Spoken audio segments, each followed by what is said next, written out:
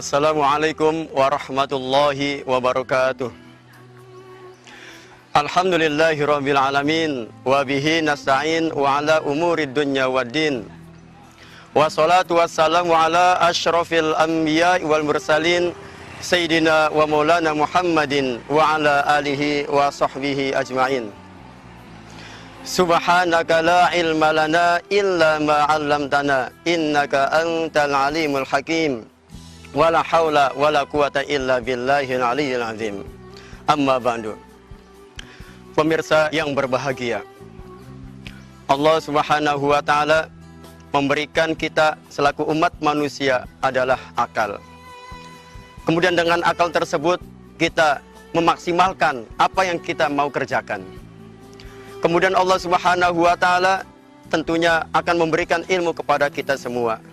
Maka Allah Subhanahu wa taala pun jelas memerintahkan kita selaku umat manusia untuk senantiasa mencari ilmu. Bahkan ketika Rasulullah Shallallahu alaihi wasallam pertama kali mendapatkan wahyu dari Allah Subhanahu wa taala, ternyata di situ surat yang pertama kali adalah berbicara tentang masalah ilmu. A'udzubillahi minasyaitonir rajim. Bismillahirrahmanirrahim. Iqra bismi rabbikal ladzi khalaq. Khalaqal insana min 'alaq. Iqra wa rabbukal akram. Allazi 'allama bil qalam. 'Allamal insana ma lam ya'lam. Apa artinya? Bacalah.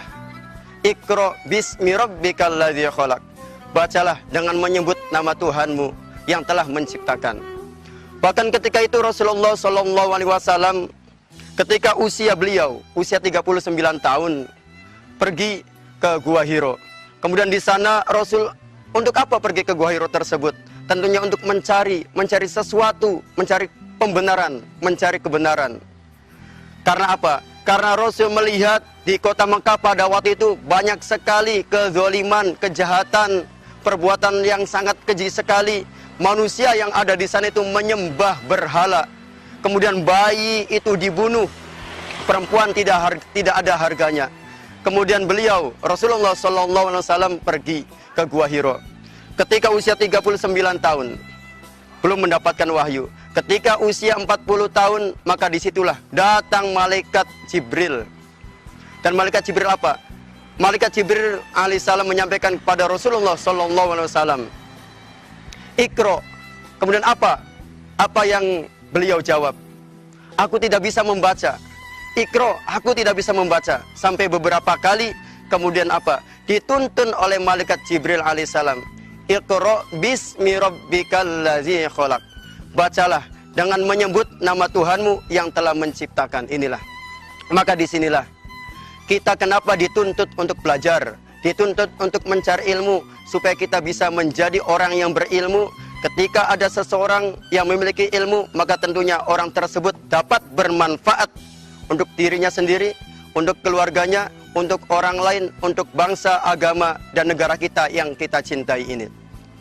Pemirsa RCTV yang dimuliakan oleh Allah Subhanahu wa taala. Itu yang pertama. Karena ada perintah dari Allah Subhanahu wa taala untuk mencari ilmu. Iqra bismi rabbikal ladzi khalaq. Kemudian kenapa ayat tersebut ketika kita disuruh untuk membaca? Yang namanya membaca ini bukan hanya kita membaca teks secara tekstual saja. Bukan hanya kita membaca buku, bukan hanya seperti itu. Membaca Al-Quran bukan hanya seperti itu. Tetapi silakan belajar kepada siapa saja membaca. Apakah membaca buku, membaca Al-Quran, membaca kitab, atau membaca alam semesta ini. Ciptaan Allah Subhanahu wa taala yang Allah ciptakan ini, silakan kita pahami, kita renungi, kita baca alam ini untuk apa. Disitulah. Maka kemudian bismi rabbikal ladzi khalaq. Sebutlah nama Tuhanmu yang telah menciptakan engkau, yang telah menciptakan kita semua. Apa artinya? Kalau kita belajar, maka tentunya kita bawa nama Allah Subhanahu wa taala. Karena ilmu yang kita miliki datangnya dari Allah Subhanahu wa taala. Pengetahuan yang kita miliki datangnya dari Allah Subhanahu wa taala. Maka kita selaku para pengajar, kemudian ada juga guru-guru yang ada di Ibtidaiyah, yang ada di SD, mengajarkan kepada anak-anaknya, nak, sebelum belajar, ayo kita berdoa dulu kepada Allah Subhanahu wa taala, bermacam-macam versi doa. Ada yang berdoa, Rabbi zidni ilman nafi'a warzuqni fahman karima. Ada yang berdoa, Allahumma aftah lana hikmataka wanshur alaina rahmatak min khazaini rahmatika ya arhamar rahimin. Apa artinya? Ketika anak tersebut belajar, karena sebelum belajar ia itu berdoa kepada Allah Subhanahu wa taala, meminta ilmu dari Allah, dan ia pelajari, apa harapannya? Karena sebab diawali dengan meminta doa kepada Allah, diawali dengan kalimat lafaz Allah, nama Allah, maka anak tersebut harapannya suatu saat nanti, ketika nanti dewasa, ilmu yang ia pelajari, ilmunya itu memberikan manfaat. Manfaat untuk dirinya sendiri, untuk keluarganya, untuk orang lain. Kemudian berikutnya, ketika dia itu mengawali dengan membaca doa kepada Allah Subhanahu wa taala, harapannya apa? Harapannya adalah ketika ia memiliki ilmu, ilmunya itu menjadi barokah. Ini, ilmunya menjadi barokah dan bermanfaat, kemudian mendapatkan ridho dari Allah Subhanahu wa taala. Karena banyak orang yang ketika belajar, tetapi apa yang terjadi?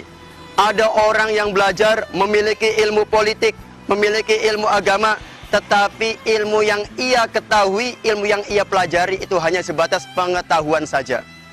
Apa artinya? Dia dapat mengetahui ilmunya, tetapi dia tidak bisa mengaplikasikannya dengan baik. Demikianlah yang dapat disampaikan. Nanti kita akan lanjutkan pada sesi berikutnya.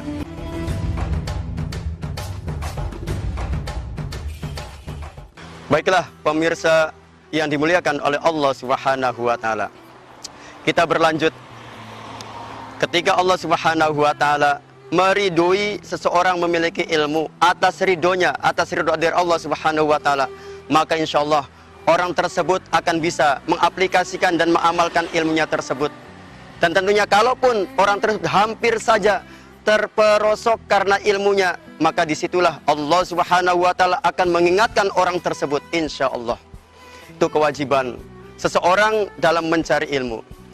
Kemudian Rasulullah Shallallahu Alaihi Wasallam menyampaikan di dalam sebuah hadis beliau, "Thalabul ilmi faridatun ala kulli muslimin wa muslimatin."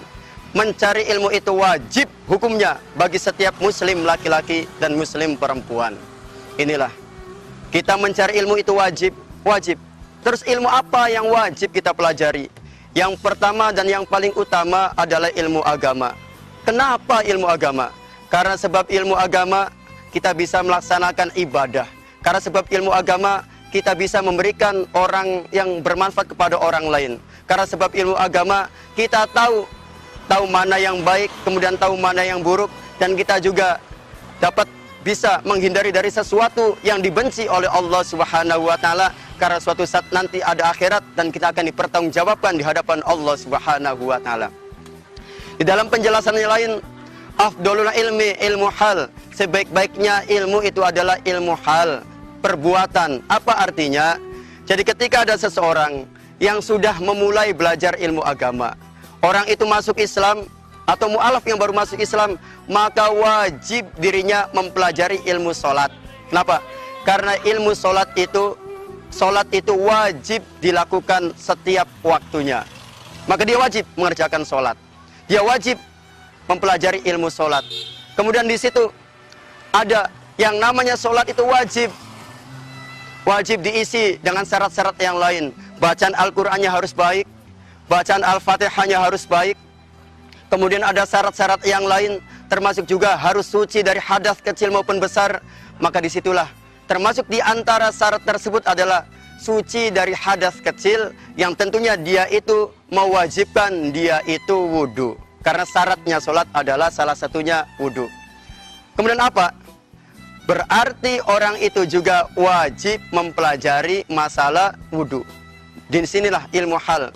Ada orang ini calon pemimpin, atau orang ini calon kepala sekolah, atau orang ini calon guru, maka orang tersebut wajib mempelajari profesi yang ia geluti. Inilah ilmu hal. Ada orang yang ingin pergi haji, maka orang tersebut wajib mempelajari apa-apa saja ilmu yang ada di dalam ibadah haji tersebut. Inilah Nah kemudian boleh nggak kita mempelajari ilmu yang lain? Apakah mendapatkan pahala atau tidak? Boleh. Selagi ilmu itu bisa memberikan manfaat untuk dirinya sendiri, tidak bertentangan dengan akidah Islam, kemudian bisa memberikan manfaat untuk orang lain, untuk masyarakat warga bangsa Indonesia, maka silakan pelajari untuk kemaslahatan banyak orang. Kenapa? Apa ada dalilnya seseorang mempelajari ilmu? Ada. Allah Subhanahu wa Ta'ala tentunya sudah mengingatkan kepada kita semua, kalau memang kita niatnya baik karena Allah, maka tentunya akan diberikan pahala di sisi Allah Subhanahu wa Ta'ala. Sekecil apapun, faman ya'mal mithqala dzarratin khairan yarah.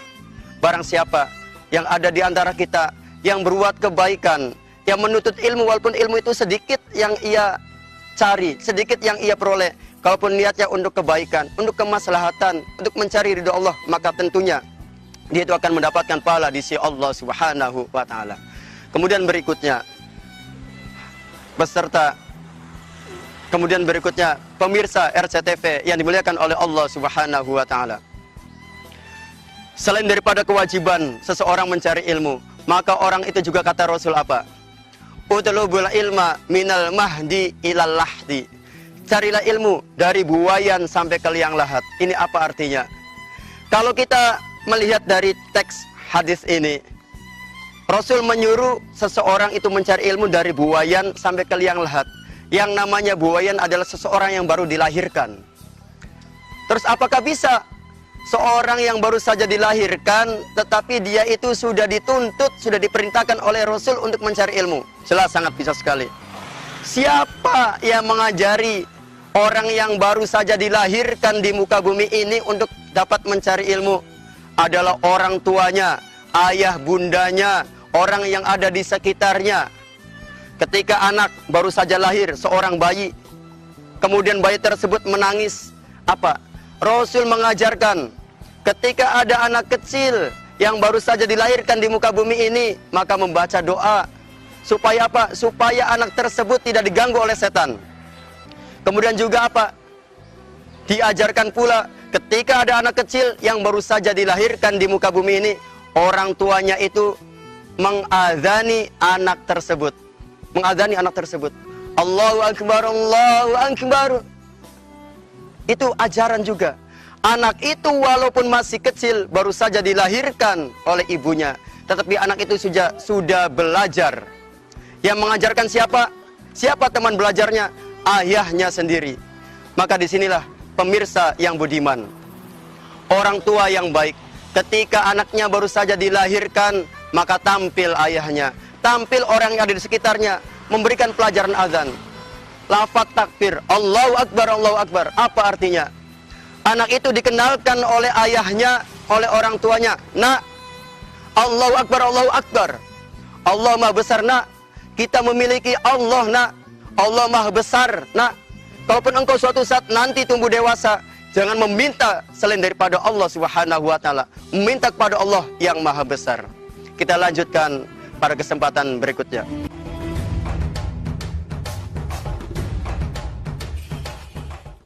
Pemirsa RCTV Mutiara Kolbu yang dimuliakan oleh Allah Subhanahu wa Ta'ala, kita kembali pada sesi ini. Ketika seorang ayah memberikan adzan kepada anaknya yang baru saja lahir, Allahu Akbar, Allahu Akbar, itu mengingatkan bahwa kita adalah ciptaan Allah Subhanahu wa Ta'ala. Nah, suatu saat nanti ketika engkau berdoa, ketika engkau meminta kepada Allah Subhanahu wa Ta'ala yang Maha Besar, janganlah engkau meminta kepada yang lainnya, nak. Janganlah engkau meminta kepada selain daripada Allah Subhanahu wa Ta'ala. Anak itu diajarkan oleh orang tuanya, diajarkan oleh ayahnya. Asyhadu an la ilaha illallah. Aku bersaksi bahwa tiada Tuhan selain Allah. Nak, engkau wajib bersaksi, nak. Engkau itu ciptaan Allah, nak. Bersaksi kepada siapa? Bersaksi kepada Allah, kepada semua manusia, bahwa tiada Tuhan selain Allah yang wajib disembah. Itulah karena suatu saat nanti, nak, ketika kita di akhir hayat kita, kita wajib membawa nama Allah Subhanahu wa Ta'ala, mengucapkan lafaz la ilaha illallah, tiada Tuhan selain Allah. Bukan hanya kita ucapkan, tetapi apa? perbuatan kita sesuai dengan la ilaha illallah. Kita menjaga ibadah kita, menjaga ucapan kita, menjaga hati kita, menjaga tingkah laku kita, supaya kita dalam mengucapkan sesuatu, dalam melakukan sesuatu itu mendapatkan barokah, mendapatkan ridho dari Allah Subhanahu wa taala. Kemudian di situ, asyhadu anna Muhammadar Rasulullah. Aku bersaksi bahwa Nabi Muhammad utusan Allah. Kita diajarkan, nak. Kata ayahnya mengajarkan kepada anaknya yang baru saja lahir. Nak, sesungguhnya engkau yang sekarang adalah umatnya Nabi Muhammad sallallahu alaihi wasallam. Bahkan engkau juga harus mengikuti apa yang sudah pernah dilakukan oleh Rasulullah sallallahu alaihi wasallam. Perbuatan beliau, akhlak yang baik, kemudian apa saja yang disampaikan oleh Nabi Muhammad sallallahu alaihi wasallam, nah engkau wajib mengikuti. Dan engkau juga senantiasa bersolawat kepada Nabi Muhammad sallallahu alaihi wasallam, supaya suatu saat nanti engkau nanti di yaumil akhir akan mendapatkan pertolongan, mendapatkan syafaat dari baginda Nabi Muhammad sallallahu alaihi wasallam. Karena beliaulah salah satu, bahkan satu-satunya Nabi dan Rasul yang akan memberikan syafaat di yaumil akhir nanti, ketika para nabi yang lain, umat-umat terdahulu menyampaikan kepada nabi-nabi yang sebelumnya, nabi-nabi yang sebelumnya tidak ada yang dapat memberikan syafaat kecuali syafaat dari baginda Nabi Muhammad sallallahu alaihi wasallam. Hayya 'alas shalah. Orang tuanya mengajarkan, nak, suatu saat nanti, nak, engkau wajib melakukan sholat, nak, dan engkau itu belajar sholat. Kenapa sholat? Karena yang namanya sholat adalah ibadah yang pertama kali akan ditanya oleh para malaikat di alam kubur. Bahkan sholat juga, as-sholatu miftahu kullu khair. Sholat itu kunci segala kebaikan. Jadi ketika ada orang yang tidak mengerjakan sholat, maka kebaikan-kebaikan yang lain nanti akan dipertanyakan oleh Allah Subhanahu wa taala. Bahkan sholat juga itu menandakan perbedaan antara umat Islam dan umat non-muslim ini. Kalau orang Islam wajib mengerjakan sholat, kalau bukan orang Islam maka tidak wajib untuk mengerjakan sholat. Pemirsa RCTV rahimakumullah. Kemudian setelah itu apa? Disusul hayya 'alal falah. Nah, marilah kita menuju kemenangan. Kalau kita sudah meyakini adanya Allah, meyakini Nabi Muhammad Rasulullah sallallahu alaihi wasallam adalah nabi kita, kemudian kita sudah mengerjakan sholat, maka insya Allah kita akan menjadi orang yang beruntung, akan menjadi orang yang menang di hadapan Allah Subhanahu wa taala nanti kelak di yaumil akhir. Kemudian ditutup dengan apa? La ilaha illallah. Nah, suatu saat nanti kita akan meninggal. Jangan sampai hati kita terlepas dari la ilaha illallah. Itulah pemirsa rahimakumullah. Maka di sini ada pelajaran. Ketika seorang ayah mengajarkan kepada anaknya, nak, yang sekarang aku, nak, sebagai ayahmu mengajarkan kepada engkau untuk mengingat Allah. Aku mengadzani engkau, tetapi suatu saat nanti, nak, ketika aku ayahmu, nak, ketika aku ayahmu suatu saat nanti dalam keadaan sakaratul maut, maka engkaulah yang akan mengadzankan ayah. Engkaulah yang akan membisikkan la ilaha illallah kepada telinganya ayah. Engkaulah, nak, yang dapat mengingatkan ayah. Disinilah pemirsa rahimakumullah. Kemudian Rasul telah mengingatkan juga kepada kita, utlubul ilma walau bisin. Yani carilah ilmu sampai ke negeri Cina. Apa artinya? Ilmu agama kita wajib mencarinya. Akan tapi ilmu umum juga tentunya kita silakan boleh mencari ilmu tersebut karena kita hidup di dunia. Bukan hanya hidup untuk urusan akhirat saja, tetapi kita juga hidup di dunia. Tetap dua-duanya. Man arada dunya fa'alaihi bil ilmi, wa man arada al akhirata fa'il bil ilmi, wa man arada ma fa'alaihi bil ilmi. Kesimpulannya adalah tentunya kita wajib mencari ilmu sebaik mungkin. Jangan sampai ketika kita mencari ilmu, kita tentunya berdoa kepada Allah Subhanahu wa taala. Jangan sampai ilmu yang kita miliki menjadi bahaya untuk diri kita sendiri. Ilmu yang kita miliki dapat menyeret kita sendiri ke nerakanya Allah Subhanahu wa taala. Dan kita mudah-mudahan ketika kita mencari ilmu, kita bisa memberikan manfaat minimal untuk diri kita sendiri, untuk keluarga kita, untuk orang banyak, untuk siapapun. Sehingga apa? Sehingga ilmu yang kita miliki itu dapat menjadikan diri kita masuk ke dalam surga Allah Subhanahu wa taala. Demikianlah apa yang dapat disampaikan, mudah-mudahan memberikan manfaat untuk semuanya dan wabil khusus untuk saya pribadi. Wassalamualaikum warahmatullahi wabarakatuh.